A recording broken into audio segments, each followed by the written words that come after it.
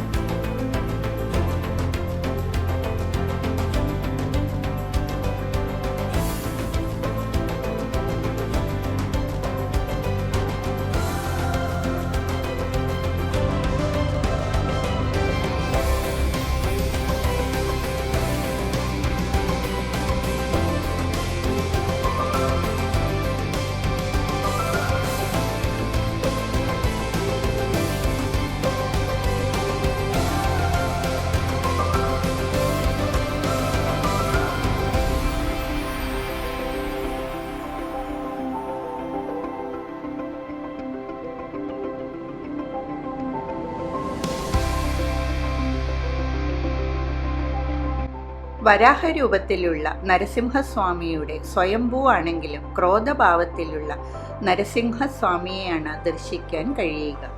ഇതിൻ്റെ ഐതിഹ്യം, ഹിരണ്യകശിപുവിന് വരം കൊടുത്ത ബ്രഹ്മാവിനെ മഹാവിഷ്ണു കോപത്താൽ ദർശിക്കുന്നു. അത് കണ്ടു ഭയന്ന ബ്രഹ്മാവിൻ്റെ കയ്യിൽ നിന്നും വേദപുസ്തകങ്ങൾ ഭൂമിയിലേക്ക് വീണുപോകുന്നു. വേദപുസ്തകങ്ങൾ ഭൂമിയിൽ പതിക്കുമ്പോൾ ഭൂമിദേവി അത് പാതാളത്തിലേക്ക് കൊണ്ടുപോകുന്നു. ഇതിൽ ഭയന്ന ബ്രഹ്മാവ് വിഷ്ണുവിനെ കണ്ട് വേദപുസ്തകങ്ങൾ തിരികെ വേണം എന്ന് അഭ്യർത്ഥിക്കുന്നു. എന്നാൽ ക്രോധഭാവത്തിലുള്ള മഹാവിഷ്ണു ബ്രഹ്മാവിനോട് ദേഷ്യപ്പെട്ടുകൊണ്ട് വരാഹരൂപത്തിൽ പാതാളത്തിൽ നിന്ന് വേദങ്ങൾ തിരിച്ചെടുത്ത് ഭൂമിദേവിയെ ഒറ്റക്കൊമ്പിലിരുത്തിക്കൊണ്ട് നരസിംഹ അവതാര രൂപത്തിൽ ബ്രഹ്മാവിന് ദർശനം നൽകുന്നു.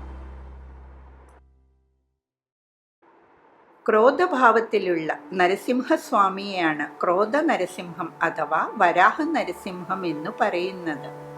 ഈ ക്ഷേത്രത്തിൻ്റെ കാവൽക്കാരൻ രാഹുവാണ്.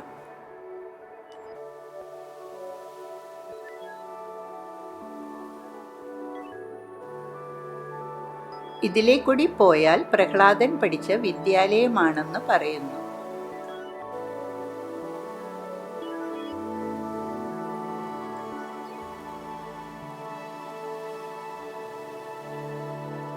ഇനി കുറച്ചു പടികൾ ഇറങ്ങിപ്പോയാൽ വീണ്ടും ഒരു നരസിംഹ ക്ഷേത്രമാണ്. അത് മലോല നരസിംഹ ക്ഷേത്രം എന്നു പറയുന്നു. മാ എന്നാൽ അമ്മ എന്നും ലോല എന്നാൽ സ്നേഹം എന്നും അർത്ഥം വരുന്നു. ചെഞ്ചു എന്ന ആദിവാസി ഗോത്രത്തിൽപ്പെട്ട ലക്ഷ്മി ദേവിയുടെ പ്രതിരൂപമായ ചെഞ്ചു ലക്ഷ്മിയുമായി നരസിംഹദേവൻ വസിക്കുന്ന ഇടമാണ് മലോല നരസിംഹസ്വാമി സന്നിധി.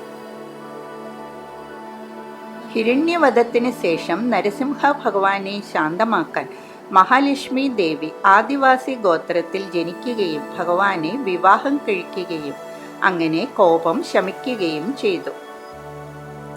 ശാന്തസ്വരൂപനായ നരസിംഹരൂപത്തിലാണ് ഇവിടെ ദർശനം ലഭിക്കുന്നത്. ഈ ക്ഷേത്രത്തിൻ്റെ കാവൽക്കാരൻ നവഗ്രഹത്തിലെ ശുക്രനാണ്. അപ്പർ അഹോബിലത്തിനും ലോവർ അഹോബിലത്തിനും നടുവിലായി സ്ഥിതി ചെയ്യുന്ന നരസിംഹ ക്ഷേത്രമാണ് കരാഞ്ച നരസിംഹ ക്ഷേത്രം. കരാഞ്ച അഥവാ പൊങ്ങം മരത്തിന് കീഴിൽ ഇരുന്ന് ശ്രീരാമനെ തപസ് ചെയ്ത ഹനുമാനു മുമ്പിൽ പ്രത്യക്ഷപ്പെട്ടത് നരസിംഹസ്വാമിയായിരുന്നു. ഭഗവാൻ ശ്രീരാമനെ തപസ് ചെയ്ത് തൻ്റെ മുന്നിൽ നിൽക്കുന്ന ഗംഭീര രൂപത്തെ കണ്ട് ആശയക്കുഴപ്പത്തിലായ ഹനുമാനോട് എല്ലാം ഒരേ ദൈവമാണെന്നും വിഷ്ണുവിൻ്റെ പ്രതിരൂപങ്ങളാണെന്നും പറഞ്ഞിട്ടും വിശ്വസിച്ചില്ല. ഒടുവിൽ ശംഖുചക്രരൂപിയായി ദർശനം നൽകി നരസിംഹ ഭഗവാൻ.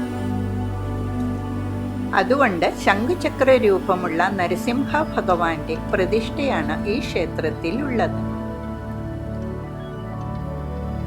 ഈ ക്ഷേത്രത്തിന്റെ കാവൽക്കാരൻ നവഗ്രഹത്തിലെ ചന്ദ്രനാണ്.